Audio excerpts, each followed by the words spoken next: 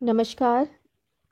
आइए सुनते हैं मनु भंडारी जी द्वारा लिखी कहानी स्त्री सुबोधिनी। प्यारी बहनों, ना तो मैं कोई विचारक हूँ, न प्रचारक, न लेखक, न शिक्षक। मैं तो एक बड़ी मामूली सी नौकरी पेशा घरेलू औरत हूँ जो अपनी उम्र के 42 साल पार कर चुकी है। लेकिन उस उम्र तक आते आते जिन स्थितियों से मैं गुजरी हूँ, जैसा अहम अनुभव मैंने पाया, चाहती हूँ बिना किसी लाग लपेट के उसे आपके सामने रखूं और आपको बहुत सारे खतरों से आगाह कर दूं। अब सीधी बात सुनिए, सीधी और सच्ची। मेरा अपने बॉस से प्रेम हो गया। वाह, आपके चेहरों पर तो चमक आ गई। आप भी क्या करें, प्रेम कमबख्त है ही ऐसी चीज, चाहे कितनी ही पुरानी और घिसी पिटी क्यों ना हो जाए, एक बार तो दिल फड़क ही उठता है, चेहरे चमचमाने ही लगते हैं। खैर, तो ये कोई अनहोनी बात नहीं थी। डॉक्टरों का नर्सों से, प्रोफेसरों का अपनी छात्राओं से, अफसरों का अपनी स्टेनो सेक्रेटरी से प्रेम हो जाने का हमारे यहाँ आम रिवाज है।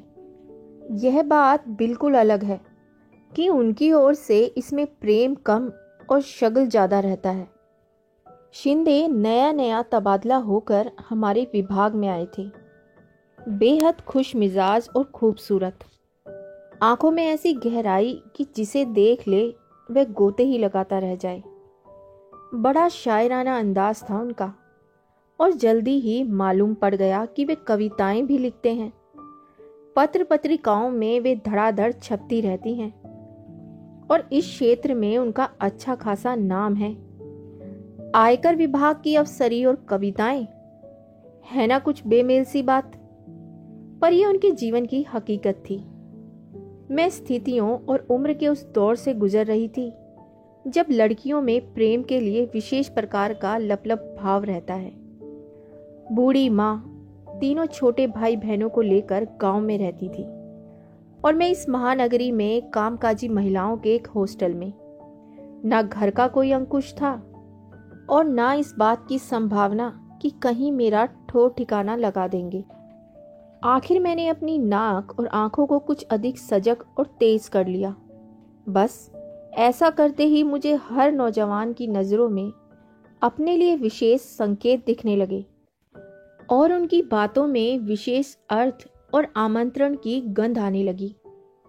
तभी भिड़ गया शिंदे। उसके तो संकेत भी बहुत साफ थे, निमंत्रण भी बहुत खुला। लगा किस्मत ने 56 पकवानों से भरी थाली मुझ भुक्कड़ के आगे परोस कर रख दी है। सो मैंने ना उसका आगा पीछा जानने की कोशिश की और ना अपना आगा पीछा सोचने की।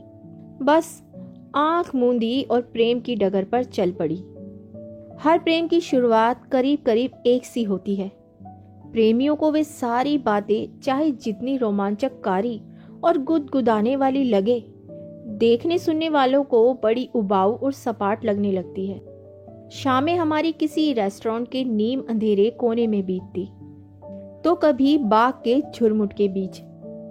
कभी हम आपस में उंगलियां उलझाए रहते, तो कभी वह मेरी लटों से खिलवाड़ करता रहता।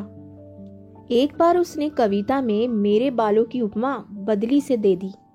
बस फिर क्या था, मैं जब तब गोदी में रखे उसके सिर पर झुककर बदली छितरा देती और वह उछक कर, यह क्या, आपकी आंखों में तो अविश्वास उभर आया। मैं समझ गई, एक सीनियर अधिकारी और ऐसी छिछोरी फिल्मी हरकतें। पर सच मानिए, अब भी मैं दावे के साथ कह सकती हूँ कि यहाँ के हर पुरुष के भीतर एक ऐसा ही फिल्मी हीरो आसन मारे बैठा रहता है और जब तक वह पूरी तरह तृप्त ना हो जाए, मरता नहीं। उम्र के किसी भी दौर पर उस समय, चाहे वे 6 बच्चों का बाप ही क्यों ना हो, जरा सा मौका मिलते ही भड़बड़ाकर जाग उठता है और पूरी तरह अपनी गिरफ्त में जकड़ लेता है। फिर तो बड़ी बड़ी तोपें तक ऐसी बचकाना और बेवकूफाना हरकतें करती हैं कि बस तौबा, ना कोई शर्म ना लिहाज। आजकल की लड़कियों ने उस राज को अच्छी तरह समझ लिया है, पर मैं तो उन बहनों को सावधान करना चाहती हूँ जो शादी के पहले ही से उस हीरो के चंगुल में आकर अपने को चौपट कर लेती हैं। हाँ, तो मैं पूरी तरह शिंदेमयी हो गई, पर तभी एक भयंकर झटका लगा। बल्कि कहूं कि जो लगा उसके लिए झटका शब्द हल्का ही है। मालूम पड़ा कि शिंदे की एक अदद बीवी है जो पहली बार पुत्रवती बनकर 5 महीने बाद अपने मैके से लौटी है। यानी एक अदद बीवी और एक अदद बच्चा। मुझे तो सारी दुनिया ही लड़खड़ाती नजर आने लगा मैं बहुत बड़ा धोखा खा गई हूं। मेरे भीतर गुस्सा बुरी तरह बलबलाने लगा। बीवी बच्चे के रहते मेरी और प्रेम का हाथ बढ़ाने का मतलब? मैंने जब भी उससे घर और घर वालों के बारे में पूछा, वे 3-4 शेर दोहरा दिया करता था, जिनका शाब्दिक अर्थ होता था, मेरा ना कोई घर है, न दर, न कोई अपना, न पराया। इस जमीन और आसमान के बीच मैं अकेला हूं, बिल्कुल अकेला। पर मेरे लिए इन शेरों का सीधा साधा अर्थ था हरी झंडी, लाइन क्लियर। सो मैं सपाटे से चल पड़ी, बल्कि चलने में थोड़ा फुर्ती भी की। आप तो जानती ही होंगी कि इस उम्र तक शादी ना होने पर लड़कियों में एक खास तरह की हड़बड़ाहट आ जाती है। चाहती हैं जैसे भी हो जल्दी से जल्दी प्रेमी को पूरी तरह कब्जे में करके पति बनाकर अपनी टेंट में खोस ले। मैं भी इसी नेक इरादे से लपक रही थी कि बीच में ही औंधे मुंह गिरी। पर गिरने नहीं दिया। शिंदे ने हाथों हाथ झेल लिया। उसने बिना किसी बात को मौका दिए मुझे बाहों में भर लिया और धुआंधार रोने लगा। पिता के दबाव में आकर की हुई शादी मेरे जीवन की सबसे बड़ी ट्रेजेडी बन गई। बीवी के रहते भी मैं कितना अकेला हूँ। 2 अजनबियों की तरह एक छत के नीचे रहने की यातना। ऐसी ऐसी बातों के ना जाने कितने टुकड़े आंसुओं से भीग भीग कर टपक रहे थे। मेरा विवेक मुझसे संकल्प करवा रहा था कि लौट जाओ, इस दिशा में अब एक कदम भी मत बढ़ो। मैं रो रो कर अपना संकल्प दोहरा रही थी, वह रो रो कर अपना दुख दोहरा रहा था। इसी तरह हम 2-3 बार और मिले, वही बातें, वही रोना। मैंने सोचा था कि आंसुओं के साथ मैं अपना सारा प्रेम और गम भी बहा दूंगी और हमेशा के लिए अलविदा कहकर लौट जाऊंगी। पर हुआ एकदम उल्टा। आंसुओं के जल से सींचकर प्रेम की बेल तो और ज्यादा लहला उठी। अब देखिए ना मीरा का पद, असुवन जल सींच सींच। बचपन से पढ़ा था, पर हम सबकी ट्रेजेडी यही है कि स्कूली शिक्षा को जीवन में गुनते नहीं। शिक्षा एक तरफ, जीवन एक तरफ, और इसलिए ठोकर खाते हैं। यही हुआ। उसका दुखी और दयनीय चेहरा देखकर मेरे मन में प्रेम का ज्वार उमड़ने लगा। उसके आंसुओं ने प्रेम को इतना गीला और रपटीला बना दिया कि वापस मुड़ने को तैयार मेरा पैर अपने आप को सुहा करने के लिए आगे बढ़ गया। शिंदे इस मैदान का पक्का खिलाड़ी था। मेरे असमंजस और द्विधा को चट भाप गया। केवल भाप ही नहीं गया, वरन उसने यह भी महसूस कर लिया कि बीवी की उपस्थिति से हमारे प्रेम में आपातकालीन स्थिति पैदा हो गई है।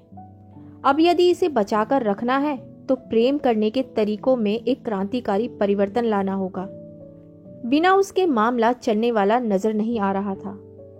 रेस्टोरेंट और बाग बगीचों के बीच तो यह परिवर्तन आ नहीं सकता था। इसलिए बड़ी शिद्दत के साथ एक कमरे की तलब महसूस होने लगी।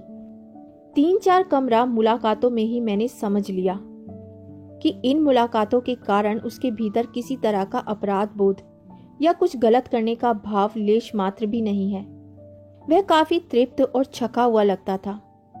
मुझे समझते देर नहीं लगी कि शरीर के स्तर पर भी मैंने अपने को उसके लिए अनिवार्य बना लिया है। मुझे पक्का विश्वास हो गया कि मेरा यह समर्पण तुरुप के इक्के की तरह कारगर सिद्ध होगा और बाजी मेरे हाथ। निश्चय इन मुलाकातों ने मेरे प्रेम को बड़ी मजबूत बेसाखियां थमा दी और मेरे लड़खड़ाते कदम फिर जम गए। वह मेरे साथ भविष्य की योजनाएं बनाता, पर उन्हें अमल में लाए तब तक के लिए एक मौन समझौता हम लोगों के बीच हो गया। अपना शरीर, अपनी भावनाएं उसने मेरे जिस्म कर दी और घर, बच्चा, बूढ़ा बाप और सारी पारिवारिक खिचखिच बीवी के जिम्मे। इस विभाजन में मैं कुछ समय के लिए परम प्रसन्न। यूं भी इस उम्र में आदमी को सबसे ज्यादा भरोसा अपने शरीर पर ही होता है। शरीर पा लिया, समझो दुनिया जहान हथिया लिया। ऊपर से मुझे वह कभी बातों से तो कभी कविताओं से समझाता रहता कि मन और शरीर की पवित्र भूमि पर ही असली प्रेम पनपता है। घर की चार दीवारी के बीच निरंतर होने वाली खिचखिच में तो वे मरता ही है। मैं समझती रहती और अपने को बहुत पुख्ता जमीन पर महसूस करती। वह बातें ही ऐसी करता कि संदेह की कोई गुंजाइश नहीं छोड़ता। मुझे पूरा विश्वास था कि एक दिन वह खूंटे से उखड़कर मेरी गिरफ्त में आ जाएगा। बीवी की याद और बात से ही शिंदे अपना चेहरा एकदम मायूस बना लेता और बिना कहे ही मेरे दिमाग में यह बिठाने की कोशिश करता कि बीवी बनते ही औरत बहुत उबाऊ और त्रासदायक बन जाती है, कि रिश्तों में बनते ही प्रेम नीरस और बेजान हो जाता है, कि सच्चे प्रेमियों को तो हमेशा मुक्त ही रहना चाहिए। बीवी बनने की ललक जब तब मेरे भीतर जोर मारती थी। सच बात है, मुझे तो घर भी चाहिए था, पति भी और बच्चे भी, पर उसे तो जैसे बीवी नाम से ही चिढ़ हो गई थी।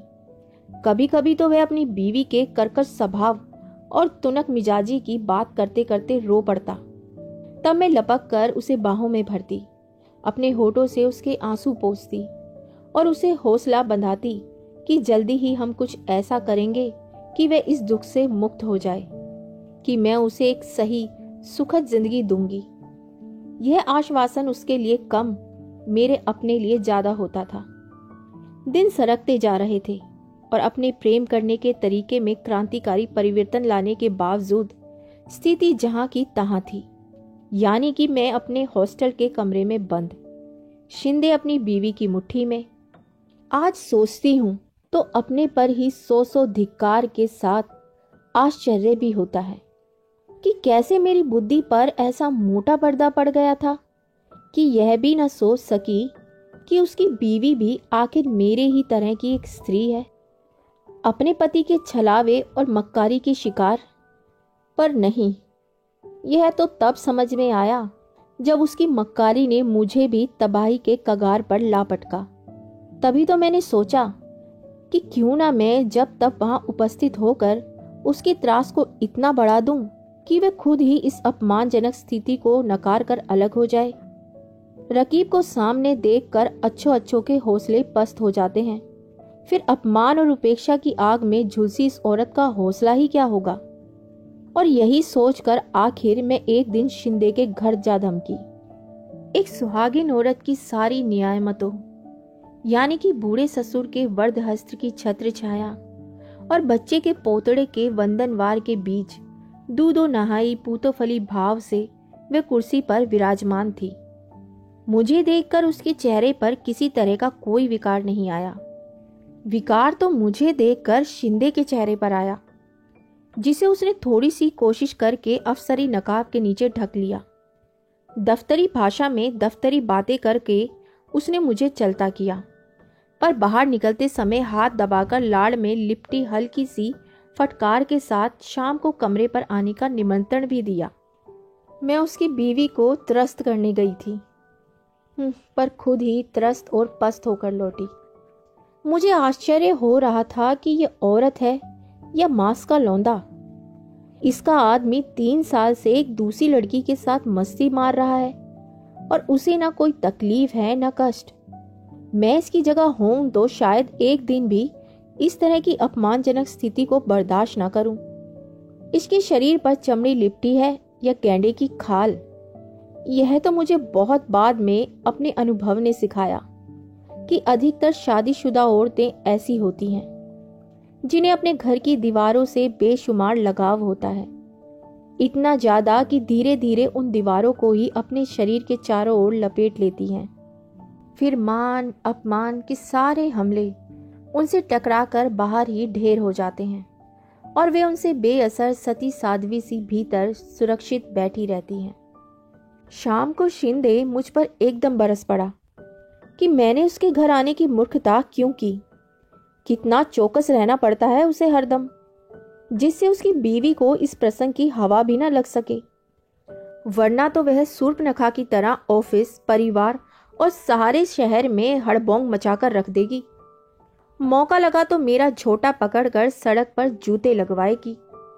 और बड़ी चालाकी से उसने मेरे मन में अपनी पत्नी के लिए, जिसे वे अक्सर कोतवाल कहता था, ढेर सारी नफरत और आक्रोश भर दिया। साथ ही जल्दबाजी करने की अपनी नादानी भरी मूर्खता पर मुझे बेहद शर्मिंदा भी किया। देखा आपने कि कैसे शातिराना अंदाज से पुरुष नफरत और गुस्से की सुई अपनी ओर से सरकाकर दोनों औरतों की ओर घुमा देता है।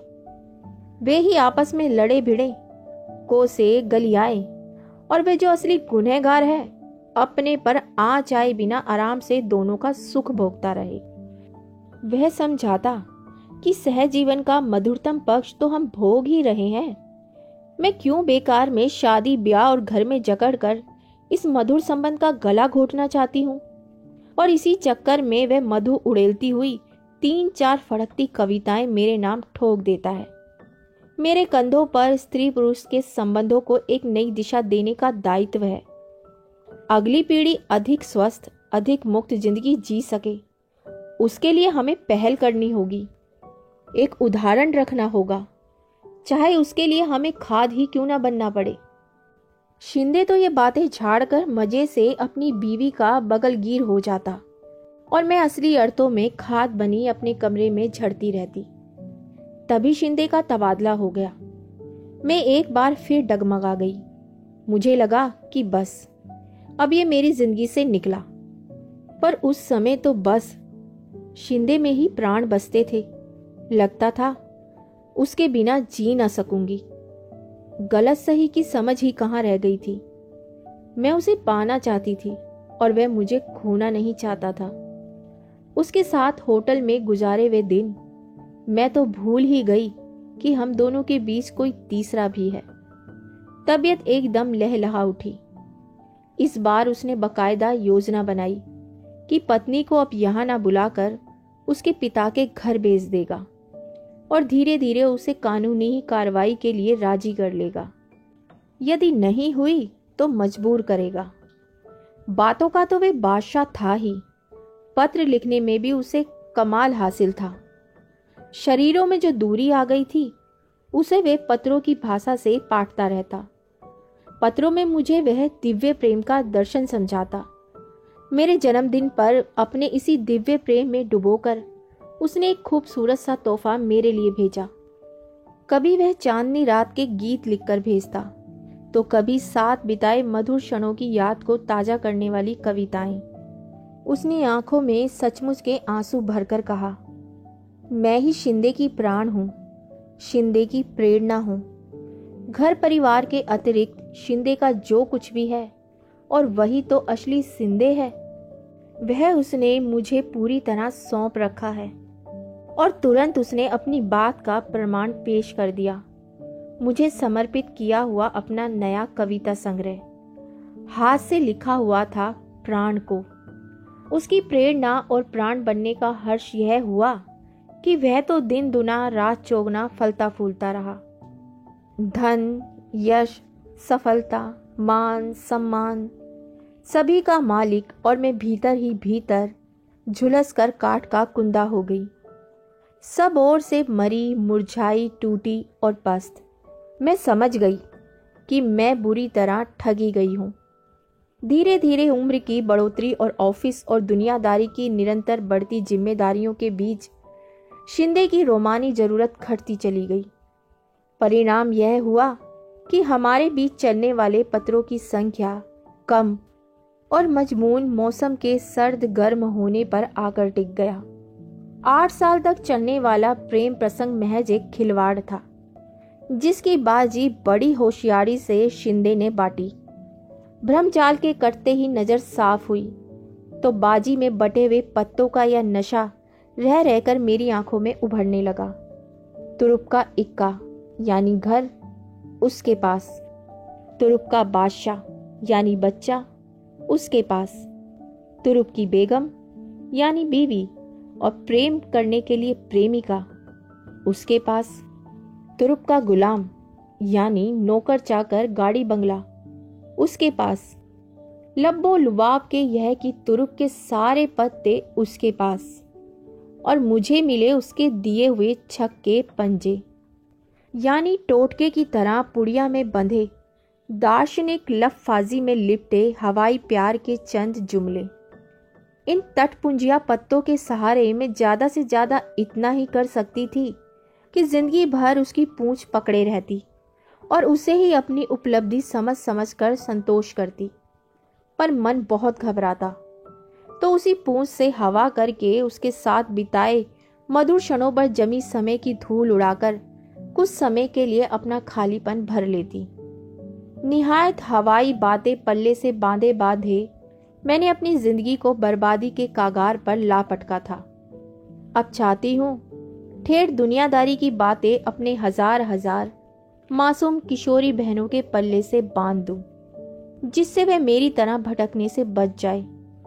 इस देश में प्रेम के बीज मन और शरीर की पवित्र भूमि में नहीं, ठेठ घर परिवार की उपजाऊ भूमि से ही फलते फूलते हैं। भूलकर भी शादीशुदा आदमी के प्रेम में मत पड़िए। दिव्य और महान प्रेम की खातिर बीवी बच्चों को दाव पर लगाने वाले प्रेम वीरों की यहाँ पैदावार ही नहीं होती। दो नावों पर पैर रखकर चलने वाले शूरवीर जरूर सरेआम मिल जाएंगे। हाँ, शादीशुदा औरतें चाहे तो भले ही शादीशुदा आदमी से प्रेम कर ले। जब तक चाहा प्रेम किया, मन भर गया तो लौट कर अपने खूंटे पर। ना कोई डर ना घोटाला, जब प्रेम में लगा हो शादी का ताला। तो आप सुन रहे थे मनु भंडारी जी की लिखी कहानी स्त्री सुबोधनी। दोस्तों, यह कहानी हमें यह बताती है कि यदि आपको किसी से प्रेम है तो उस पर शादी की स्टैंप लगना अनिवार्य है, अन्यथा हमारे समाज में या परिवार में उसे तो इज्जत नहीं मिलती। कम से कम हमारे देश में तो ऐसा ही होता है। समाज और परिवार उसे एक्सेप्ट नहीं करते। और रही दूसरी बात कि शादीशुदा आदमी से प्रेम, शादीशुदा आदमी से प्रेम तो नरक तुल्य है। उसके बाद एक औरत को क्या क्या सहना पड़ सकता है और उसकी ज़िंदगी किस प्रकार से बर्बाद हो सकती है, यही कहानी हमें बताती है। जो टीनेजर्स ऐसे रिश्तों में पड़ जाती हैं या फंस जाती हैं, तो मेरा तो बस उनसे यही अनुरोध है कि वे जल्द से जल्द ऐसे रिश्तों से बाहर निकले, क्योंकि ऐसे रिश्तों का कोई भविष्य नहीं होता। तो आशा करती हूँ आपको इस कहानी की और मेरी बात समझ आई होगी। और इसी के साथ मैं आपसे विदा लेती हूँ और बहुत जल्द मिलती हूँ एक नई कहानी के साथ। तब तक के लिए अलविदा।